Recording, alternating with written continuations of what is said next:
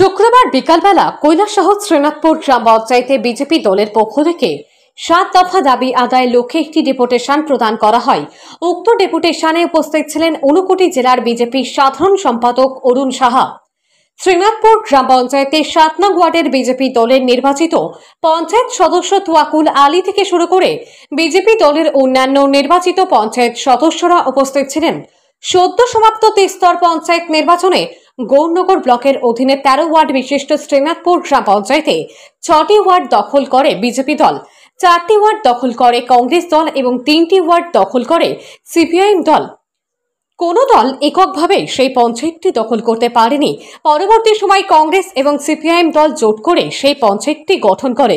7 দফা দাবিগুলির মধ্যে উল্লেখযোগ্য দাবি হল কৃষি দপ্তরের বাদাম বীজ বন্টনের ক্ষেত্রে স্বজন পোষণ করা হলো কেন তা পঞ্চায়েত সচিব জবাব দিতে হবে।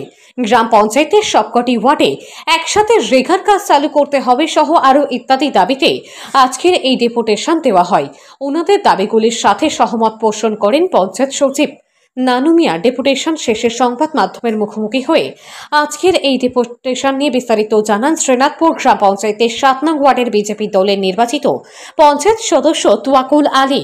আমরা শ্রীনাথপুর গ্রাম পঞ্চায়েতের পঞ্চায়েত সচিবের নিকট আজকে আমাদের ভারতীয় জনতা পার্টির পক্ষ থেকে 7 দফা দাবি নিয়ে যে ডেপুটেশন প্রদান করেছি, ডেপুটেশন থেকে বেরিয়ে আমি আপনাদের সামনে 2-4টি কথা বলছি।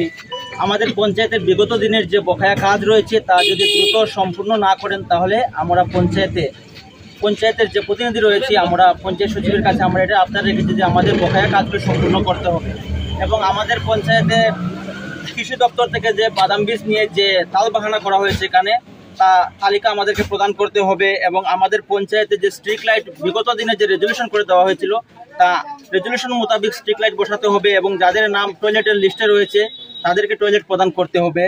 এছাড়াও আমাদের পঞ্চায়েতে বিগত দিনে দুর্গাপূজার সময় আমাদের যারা বেনিফিশিয়ারিরা টাকা পাননি তাদেরকে ব্যাংক অ্যাকাউন্টের মাধ্যমে টাকা প্রদান করতে হবে। এটা কি মেন্ডিজের টাকা? মেন্ডিজের টাকা। এবং আমাদের এলাকাতে প্রতিটি ওয়ার্ডে একই সাথে রেগার কাজ চালু করতে হবে এবং আমাদের পঞ্চায়েত এলাকার মধ্যে যাদের রেশন কার্ড রয়েছে অথচ তাদের টয়লেটের নাম আসেনি তাদেরকে আওতায় আনতে হবে এবং যারা গড়ের পিএমওয়াই গড়ের টাকা পাননি তাদেরকে গড়ের টাকা প্রদান করতে হবে, রেগার টাকা প্রদান করতে হবে। এই 7 দফা দাবি নিয়ে আমরা পঞ্চায়েত সচিবের নিকট দেখা করলাম এবং বিস্তারিত আলোচনা করলাম। উনি আশ্বাস দিয়েছেন যে আগামী 2-4 দিনের মধ্যে আমাদেরকে সম্পূর্ণ পুরান বকেয়া কাজের হিসাব দেবেন এবং ব্যাংক আপডেট কপি, পাসবুকের কপিটি আমাদের দেখাবেন। এছাড়াও আমি আপনাদেরকে বলবো শ্রীনাথপুরের মানুষ ভারতীয় জনতা পার্টির পক্ষে রায় দিয়েছেন, কারণ বিগত দিনেও শ্রীনাথপুরের মানুষ 6 জন পঞ্চায়েত সদস্য নির্বাচিত করেছেন। এবারও 6 জন পঞ্চায়েত সদস্য বিজেপির পক্ষে নির্বাচিত হয়েছে। এখানে সিপিএমের 3 জন, কংগ্রেসের 4 জন, ওরা 2 দল মিলে 7 জন হয়েছে, কিন্তু আমরা এককভাবে 6 জনকে নির্বাচিত হতে পেরেছি এলাকার মানুষের আশীর্বাদে। তাই আপনাদের দোয়া আশীর্বাদে আমরা আগামী দিন আরও এগিয়ে যাব এবং মানুষের পাশে থেকে কাজ করার যে পরিকল্পনা নিয়েছি আমরা কাজ করে যাব। পঞ্চায়েতের প্রধান থেকে শুরু করে যদি পঞ্চায়েতে কোনো ধরনের অনিয়ম ঘটে আপনারা আমাদের সাথে যোগাযোগ করতে পারেন। আমাদের পার্টির নেতৃত্বরা রয়েছেন এবং আমরা পঞ্চায়েতের নির্বাচিত 6 জন সদস্য রয়েছি। আমরা যে কোনো সময় আপনাদের পাশে যাব এবং আপনাদের প্রতিটি দাবি দেওয়া আমরা পঞ্চায়েত সচিবের সাথে কথা বলে পূরণ করে দেব। একটা প্রশ্ন, বরাবরের মতো শ্রীনাথপুর পঞ্চায়েত কেলেঙ্কার ত্রিমুখী হয়েছে, একক সংখ্যাগরিষ্ঠতা কোনো দলই পায়নি। সেই অর্থে এবারও কি মানুষ বিগত দিনের মতো লাঞ্ছিত হবে, কেলেঙ্কারি হবে, নাকি পঞ্চায়েত আপনারা সজাগ সচেতনভাবে চালাবেন? এই নিয়ে আপনার প্রতিক্রিয়া কি থাকবে? আমাদের উদ্দেশ্য ছিল যে পঞ্চায়েতের প্রধানের মাধ্যমে আমরা যে সৌজন্যমূলক মিটিং করেছিলাম ওই মিটিংয়ে প্রধান আমাদেরকে আশ্বাস দিয়েছিলেন যে এলাকার মানুষের স্বার্থে ওই পঞ্চায়েতে যে স্ট্রিট লাইট এসেছে উনি আমাদের মতামত অনুযায়ী এলাকার সার্বিক জায়গাতে বসানো হবে এবং এলাকার মধ্যে যে টয়লেট এসেছে 10টি নতুন টয়লেটটি সঠিক বেনিফিশিয়ারিকে দেওয়া হবে।